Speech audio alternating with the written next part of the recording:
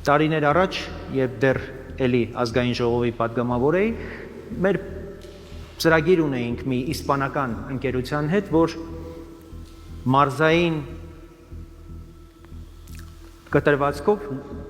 այսպես լոգիստիկ հաբ պիտի ստեղծենք ամեն մարզին առընթեր, որպեսզի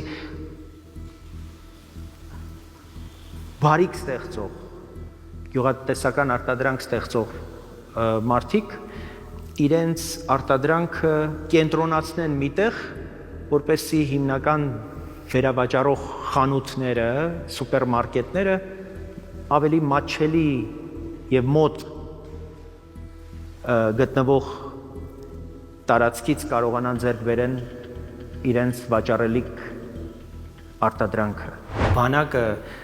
պիտի լինի մեր տնտեսության շարժիչ ուժը առհասարակ։ Ինքը ոչ միայն պաշտպանական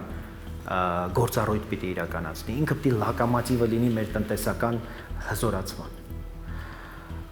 Եվ այդպիսի նախադեպեր կան աշխարհում։ Եվ կրթական մեծ ներդրումներ պիտի արվեն, որպեսզի բանակում մենք կարողանանք գիտելիք եւ արհեստներ սովորացնենք, որպեսզի բանակից դուրս եկող արդեն պատրաստի տնտեսության համար մասնագետ լինի։